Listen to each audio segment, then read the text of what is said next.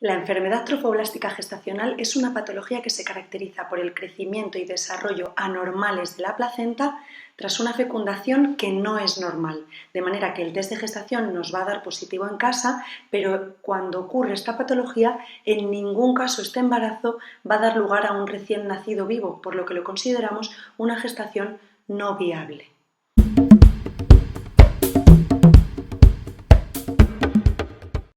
Es una patología muy rara, en torno a 1 de cada 1000 embarazos, y lo más frecuente es que se produzca en forma de lo que llamamos mola hidatidiforme. En el 80% de los casos va a ser un caso de gestación molar. El resto del porcentaje puede ser otro tipo de patologías trofoblásticas que no son malignas, y luego hay un porcentaje muy pequeño de este tipo de grupo en el que la placenta no solo se va a desarrollar de manera anómala, sino que además se va a comportar como un tumor con capacidad de invadir los tejidos y va a producir lo que llamamos neoplasia trofoblástica gestacional.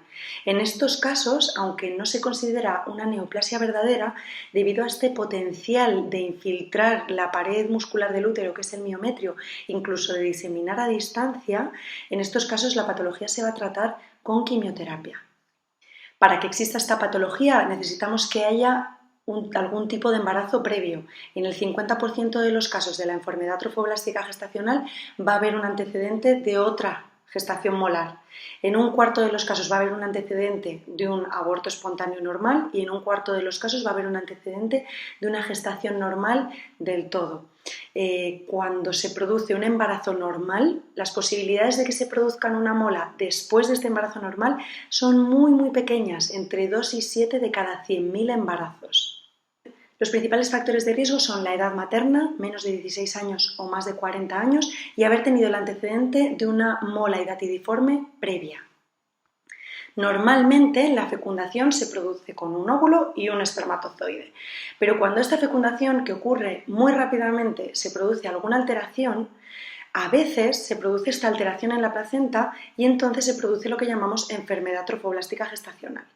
Dentro de la mola hidatidiforme, que es este tipo, que es lo más frecuente que ocurra cuando se produce la alteración de la placenta, tenemos el tipo de mola completa, parcial o mola invasiva. El más frecuente es la mola completa. En estos casos la sintomatología suele ser un sangrado cuando ya estás en el segundo trimestre, un sangrado vaginal, el útero suele estar más grande que lo que le corresponde por las semanas de embarazo, y suele asociar gran cantidad de náuseas y vómitos.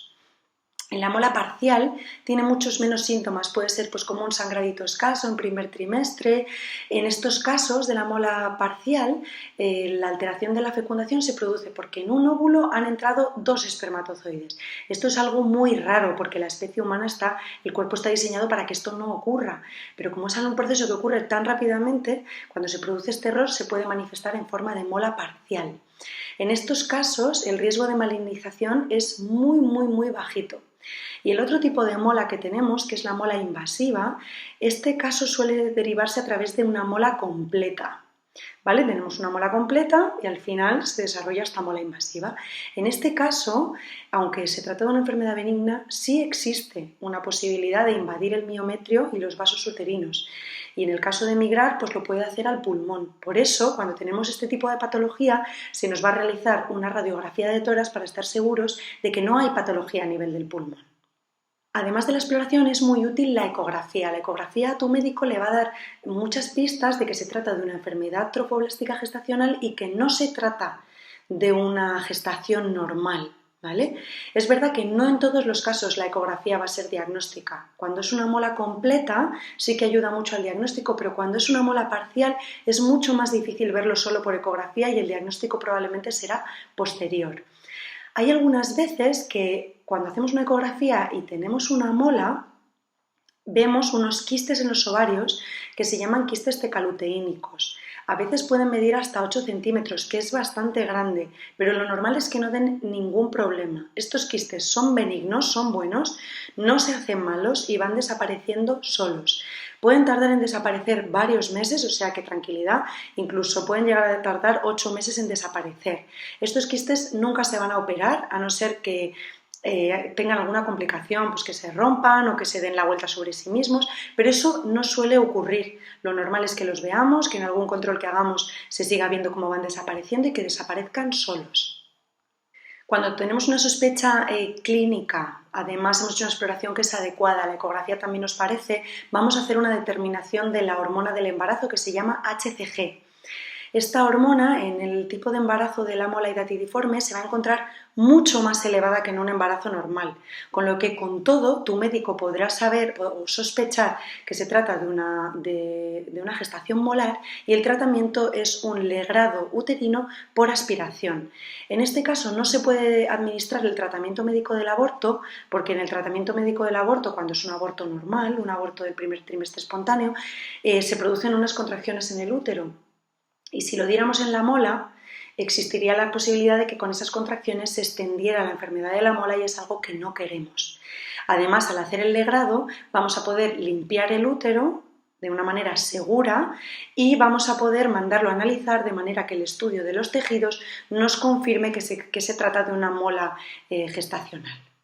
Si en los controles posteriores se ve que existe algún tipo de resto en el útero, hay veces que hace falta hacer un segundo legrado y cuando la mujer tiene un grupo sanguíneo RH negativo hay que administrar la inmunoglobulina anti-D.